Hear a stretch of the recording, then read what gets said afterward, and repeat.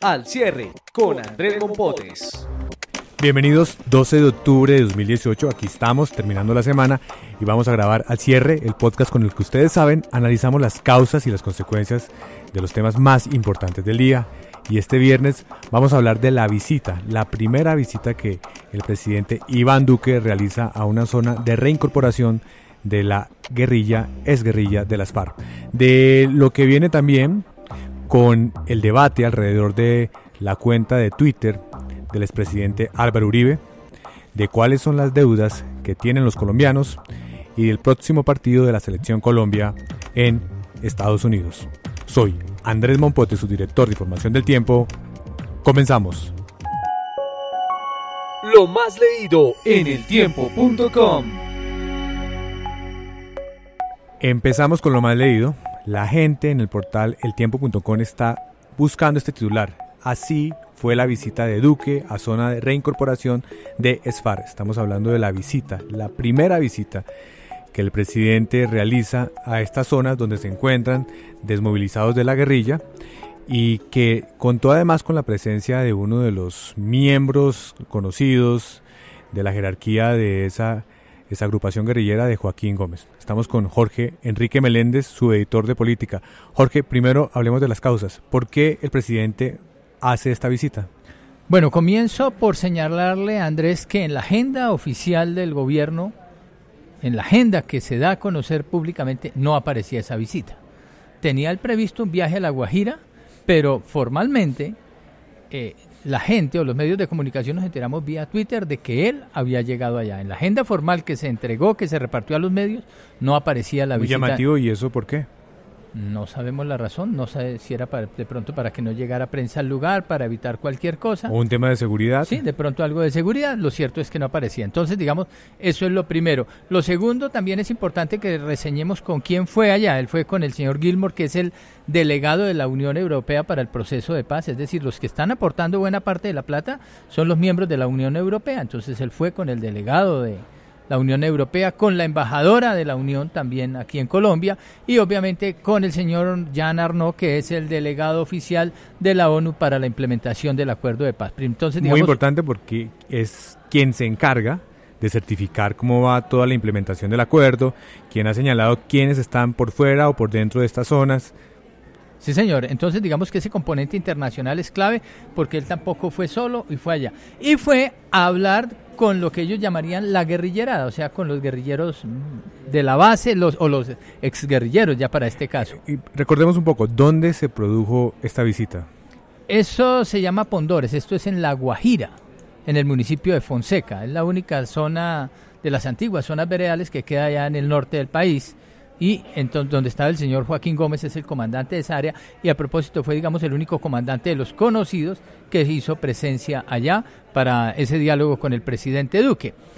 ¿Cuál fue el objetivo final, digamos, el objetivo claro del presidente Duque? Fue a decirles: yo vengo aquí a cumplir la palabra del Estado, la palabra empeñada del Estado. No tenemos los recursos, no hay los recursos suficientes para cumplir, pero aquí estamos, vamos a hacer todo lo posible para cumplirles. ¿Pero cumplirles a quién? Y eso fue el mensaje claro, dijo: a quienes definitivamente sigan la ruta de la desmovilización, el desarme y cuenten toda la verdad. A ellos se les va a cumplir, a ellos el Estado colombiano les va a cumplir con todos los que se les prometió. Es decir, ese fue el mensaje que fue a llevarle. De alguna manera lo hizo allá en La Guajira, pero que es en últimas para todo el país, para los miembros de la exguerrilla. Está usted explicando entonces una de las causas y tiene que ver con el hecho de las dudas que se ha registrado luego de que empezaron a desaparecer jefes de las FARC de esas zonas y qué tanto esa evasión, por llamarlo de alguna manera, porque todavía jurídicamente no se puede hablar ni de que están por fuera del proceso y cuando eso suceda habría una orden de captura, pero eso hoy no ha ocurrido. Había tal vez generado algún tipo de temor sobre qué pasaba con los guerrilleros de base, con los exguerrilleros de base, si ellos iban también a tomar ese camino. Y parte de lo que hemos visto en los últimos días y semanas es a un presidente diciendo: yo me comprometo con el proceso, pero básicamente con el proceso de la base, porque la base ha demostrado que quiere reincorporarse a la vida civil. Y mire, el presidente, digamos, estuvo muy cordial con ellos, visitó los talleres que ellos tienen allí, visitó algunas de las casas que tienen ellos, fue a las casas con ellos, habló con ellos, los saludó, almorzó con los guerrilleros, o los exguerrilleros mejor, allá tuvo un almuerzo carne, arroz, frijoles, jugo de piña, con ellos estuvo en el almuerzo y luego habló con ellos y les dijo eso, se comprometió que el gobierno está listo a cumplirles, pero que ellos también tienen que cumplir, que a los que estén cumpliendo, el gobierno les va a cumplir. Digamos, podría uno decir que es el resumen.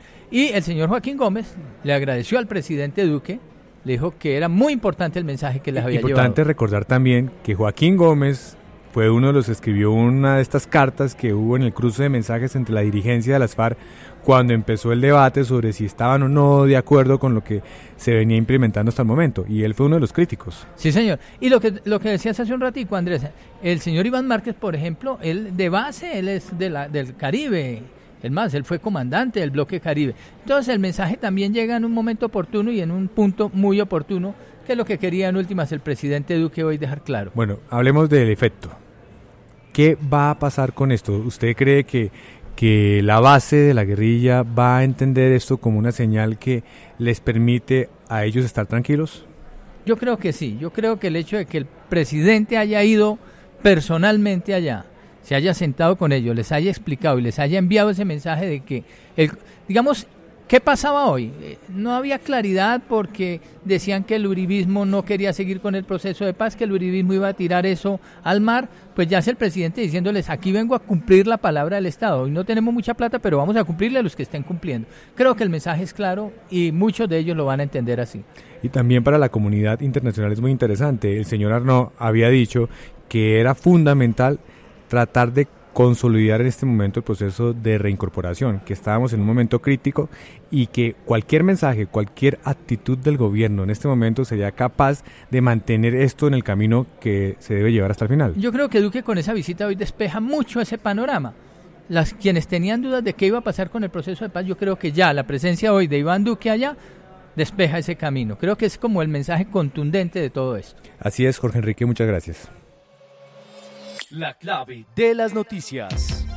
Y para el tema clave tenemos un asunto que mezcla la tecnología, las redes sociales con la política. Estamos hablando de un caso que tiene que ver con la cuenta de Twitter del expresidente Álvaro Uribe, su origen cuando estaba al frente de la Casa de Nariño y luego cuando se convierte ya en un expresidente, cómo se traslada esa cuenta a su cuenta personal con los seguidores que inicialmente se habían inscrito cuando él era mandatario. Estamos con Linda Patiño de la sección de tecnología del Tiempo. Linda, explíquenos por qué este tema se volvió tan importante. Buenas tardes, Andrés. Básicamente estamos hablando de un momento en el que Twitter tenía un uso casi incipiente, 2010, antes de que el mandatario elegido terminara su periodo presidencial.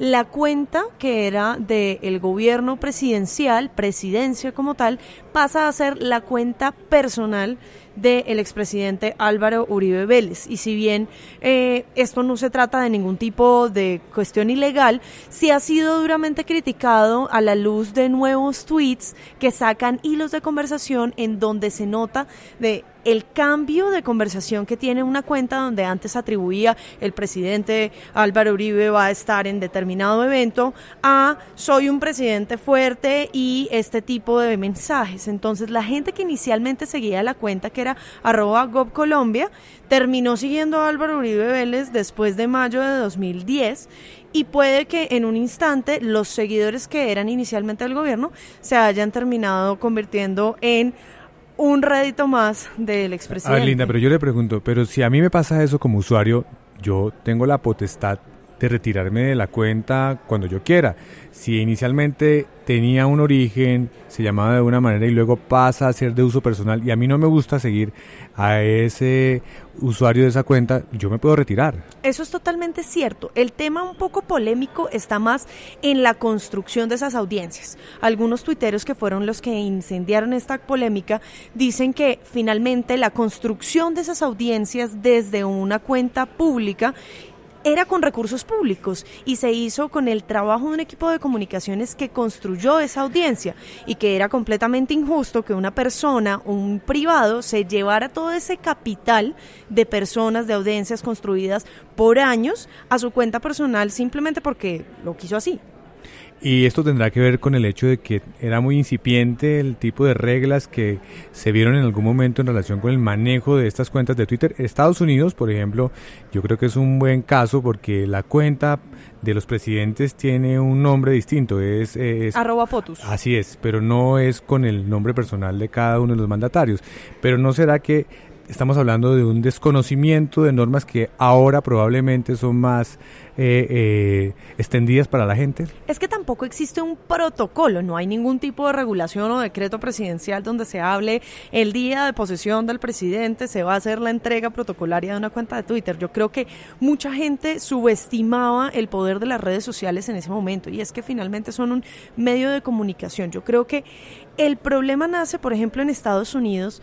Hay una cuenta de Twitter y una cosa es la cuenta y otra cosa es el usuario, el nombre de usuario. Entonces mi nombre de usuario puede ser @lindapc y de repente yo lo cambio a @POTUS, que es el de presidencia de Estados Unidos, y luego de que me voy de la presidencia queda como @lindapc. El problema es que si eso no sucede así, el histórico de todos esos tweets queda a mi nombre y yo me estoy prácticamente robando una cuenta o apropiando de esa cuenta.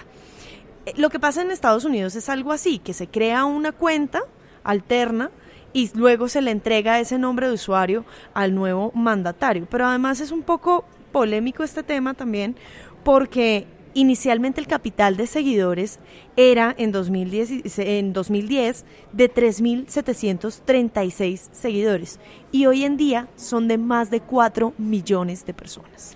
Linda, y finalmente, ¿esto para dónde va? No hay una norma que lo regule. ¿Esto qué tipo de consecuencia trae?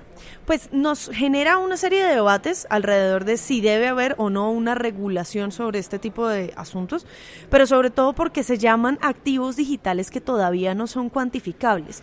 Este trabajo, esta inversión de tiempo, esta inversión en la construcción de audiencias, ¿qué tipo de poder representa? ¿Qué tipo de activo económico? ¿Era un bien público? ¿No era un bien público? Por ejemplo, si Álvaro Uribe bloqueaba a alguien siendo la cuenta oficial de presidencia, ¿estaría coartándole la posibilidad a un ciudadano de a pie de informarse legalmente? Eso trae una serie de consecuencias alrededor de si las redes sociales se utilizan de manera oficial o no. Muy interesante, Linda, muchas gracias. Escucha ahora No es hora de callar, el podcast liderado por la periodista Ginette Bedoya.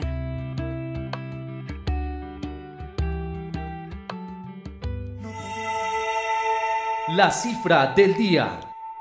Seguimos con la cifra del día, es 450 billones de pesos. Eso es lo que en el reporte financiero de la Superintendencia del Área a agosto de este año le debíamos los colombianos a los bancos. Estamos con Omar Ahumada, subeditor de Economía del Tiempo. Omar, ¿de dónde viene este dato? El dato viene del informe mensual que saca la Superintendencia Financiera, según el cual llegó a esta cifra el saldo de la cartera de todo el sistema financiero. Eso incluye préstamos comerciales, préstamos de consumo, tarjetas de crédito, incluso las operaciones de leasing. Hubo un aumento en la cartera del 1,8% frente al año pasado, no está creciendo mucho. Y lo que sí está creciendo, y es algo para anotar y no ha cedido, es la cartera vencida. Cerró en 22,3 billones, que no es una gran cifra frente al total, pero sí el crecimiento fue del 14% a agosto. O sea, ¿y esto es para preocuparse estos números en relación con las deudas? Han bajado, pero no es para dejarlos por ahí olvidados, y los bancos están tomando medidas, como lo dijo el superintendente financiero esta semana, de revisar muy bien qué créditos pueden estarse dañando en los próximos meses, qué puede afectar, donde hay, incluso en créditos empresariales, donde puede haber alertas porque esta empresa puede quedarse colgada en sus pagos, y ha llamado a los bancos a que hagan una gestión mucho más eficiente y más cercana con los clientes en este sentido. ¿Esto afecta también la oferta de crédito? No, los bancos, digamos que en el tema consumo y tarjeta de crédito está normal la oferta. Donde sí puede estar afectada, y lo reconoció el superintendente financiero esta semana, es en el tema empresarial precisamente. casos como Ituango, Electricaribe, han puesto muy sensibles porque son montos muy grandes que estaban prestados a los bancos y entonces los banqueros están diciendo este sector o este otro puede generar riesgos de posibles no pagos en los préstamos que les demos. Entonces lo que han hecho principalmente es gestione la cartera que está cobrando y ellos en el riesgo han reducido un poco o han extremado el análisis y han frenado un poco esos créditos en el tema. A propósito, comercial. ¿Cómo va la actitud del consumidor? ¿Cómo va la propensión de ese consumidor a adquirir más crédito, a comprar? ¿Cómo está en las encuestas esa visión? En las encuestas que se han hecho recientemente de Fedesarrollo ha mejorado la percepción. De hecho, Colombia esta semana, lo publicamos en El Tiempo, se destaca en un informe mundial como el país donde las expectativas de los consumidores son mayores, y de hecho eso lo demuestran las cifras de las colocaciones de tarjetas de crédito y créditos de consumo que sí están creciendo. La libranza es un mecanismo eficiente que ha crecido mucho, pues es porque básicamente el banco tiene cero riesgo porque, como popularmente decimos, cobran por derecha en la nómina y no tienen que gestionar una cartera, y poco a poco la gente va reaccionando, pero digamos vamos con cautela en esa recuperación. Omar, muchas gracias. Con mucho gusto. Escucha también ¿Qué podría salir mal?, un podcast en el que hablamos de tus problemas de la vida cotidiana.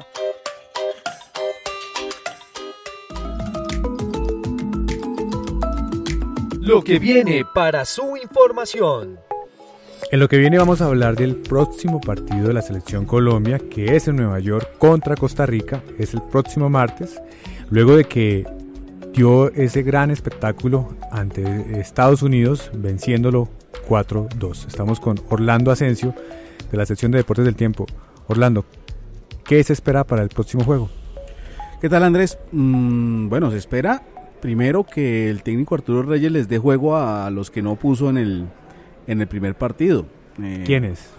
Por ejemplo, el más importante, que ni siquiera estuvo en el banco en el juego contra Estados Unidos, es Juan Camilo Hernández, el Cucho, el jugador del Huesca de España. Ese es tal vez el jugador que todo el mundo está a la espera de que le dé rodaje, más allá de los otros que estuvieron ahí esperando y que ya hicieron parte de la convocatoria pasada, pero ese es tal vez el jugador en el que se espera que se le den minutos. Pero hay otros como Oscar Murillo, como Cristian Borja, que estuvieron en el banco en este partido y que seguramente van a recibir la oportunidad. La base del equipo no la debe tocar. Cuando me refiero a la base del equipo, es la base mundialista: Ospina, Arias, debe mantener a Davinson Sánchez, debe mantener a Wilmar Barrios. De pronto es algún ensayo con Mateo Zuribe, que no le fue muy bien en ese partido, de pronto pone a alguien ahí a ensayar. De pronto un ensayo con Jimmy Chará en vez de Cuadrado, vamos a ver si se anima a hacerlo, darle más minutos a Cardona, que está de regreso a la selección. James no debe tocarlo, Falcao no debe tocarlo, además pues esos partidos son normalmente por contrato, exigen cierto número de mundialistas, así que esos jugadores de la base del mundial muy seguramente no los toque. De ahí en adelante es donde pueden empezar a verse movimientos. ¿Y qué tan rival mejor o peor que Estados Unidos es Costa Rica? Bueno, yo creo que Costa Rica es un equipo un poquitico más armado, viene de jugar el mundial, aunque también está en proceso de recambio. Oscar Ramírez, que fue el técnico que le dirigió en el mundial, se fue y acaba de llegar un uruguayo, Gustavo Matosas, que en Colombia lo conocemos como jugador, estuvo en el Deportes Tolima, pero no como entrenador. Ese es el reencargado, después de que sonaran muchos nombres colombianos para llegar a ese cargo, entre ellos Jorge Luis Pinto, que ya estuvo allá, y el de Luis Fernando Suárez. Finalmente se decidieron por el nombre de Matosas. Vienen de jugar este fin de semana también, jugaron frente a México, estaban ganando 2-1, terminaron perdiendo 3-2, y hay jugadores importantes. El más importante en la nómina, nuestro amigo Keylor Navas, el portero del Real Madrid, que ya empieza a calentar el tema del duelo con James Rodríguez. James el jueves, después del partido frente a Estados Unidos, dijo que ya le iba a mandar un mensajito. O sea que ya por ese lado se empieza a calentar. De amistad, porque ellos la iban muy bien en el Real. Y siguen muy en contacto, a pesar de que ahora no hacen parte del mismo equipo. Ya James se fue al Bayern, pero en su paso por el Real Madrid, Keylor Navas fue uno de los mejores amigos que tuvo James. ¿En qué va lo de la decisión del técnico de la Selección Colombia? El tema de la decisión del técnico es que todavía no hay nada concreto. El asunto está así.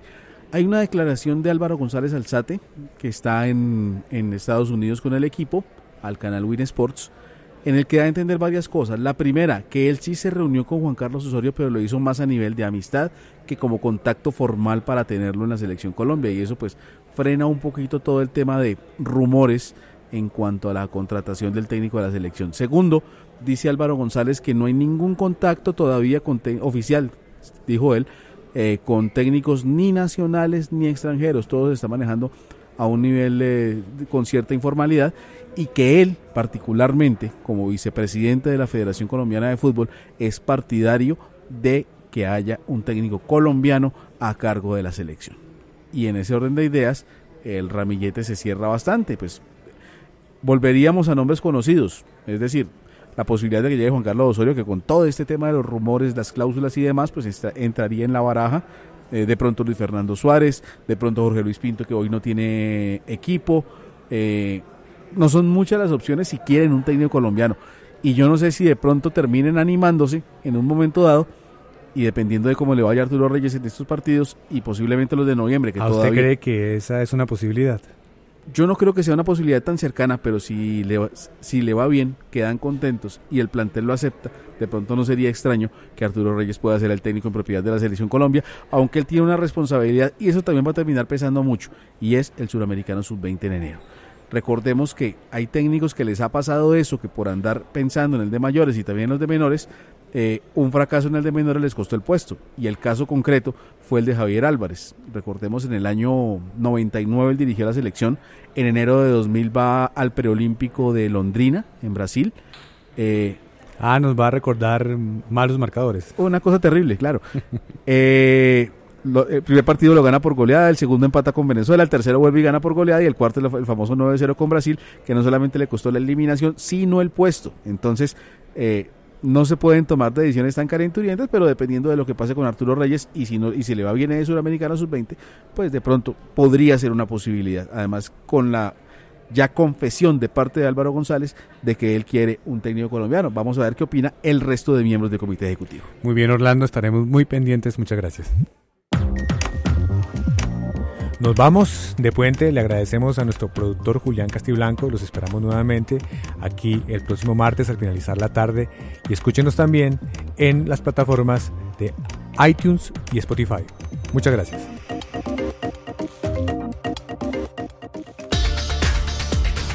Este es un podcast de la Casa Editorial El Tiempo.